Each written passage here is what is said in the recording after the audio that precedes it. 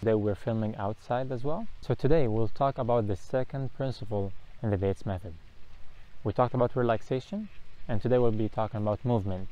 Just to make it simple, movement means not to stare. So this principle of the Bates method is very interesting, where we see things moving all the time. Staying outside helps us see the movement easier.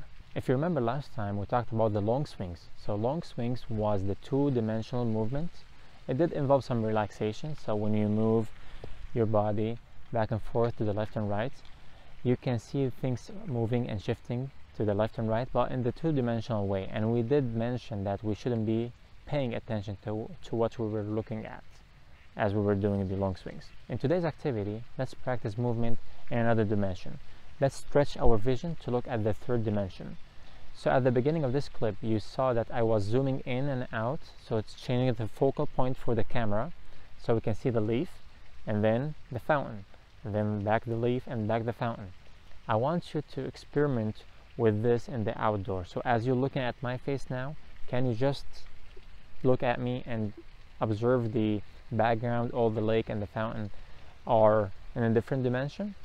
I am standing next to the camera and they are about 100 feet away. So this is stretching the vision. I want you to stretch from the close-up to the far. So let me demonstrate to you how it looks like. If I step aside and I just put my hand, if I move my hand, you see that the close-up object is moving and the background is stationary. But what happens if we do the opposite? What happens if I keep my hand fixed and I move the camera left and right? You see that? It feels as if the background is moving and my hand is not moving. So applying this concept will help us build a good habit of seeing things in a third dimension and seeing things moving. Moving, that means they're not stationary. And this was one of the practices we did with the short swings, if you remember, or swing we called it, and the long swings. We did talk about the two-dimensional movement. Now let's take it a step further and let's observe if the objects in the background are moving or not.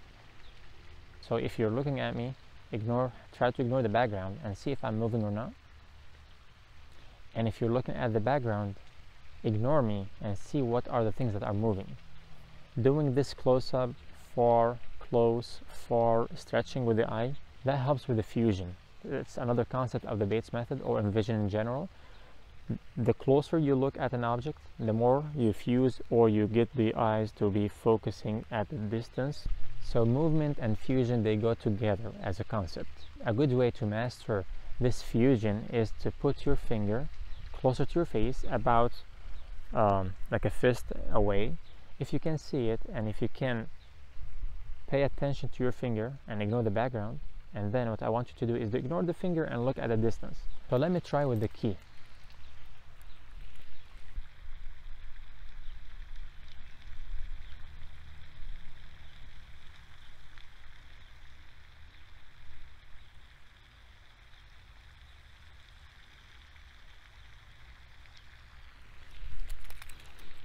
So what we just did with the key is we tried to pay attention to the close-up object and ignore the background, and then when we ignored the key and looked at the background, it looks like the key got a little blurry. And this is actually a very good practice to do. Again, you can do this with your finger. Put it about a fist away from your face and look at the finger and ignore the background, and you should be seeing your finger is clear and everything else is less clear or blurry.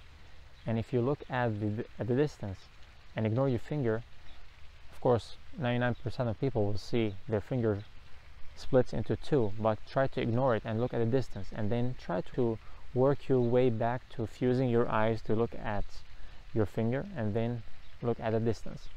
This practice helps you understand the movement concept.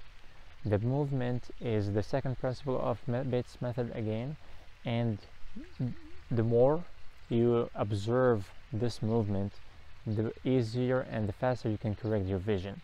People with perfect vision do this naturally without paying attention. People with the glasses or contact lenses, unfortunately, they tend to see everything clear and they this depth or the third dimension, this perception of the depth perception gets compromised because they pay more attention to the entire picture, not to a single object.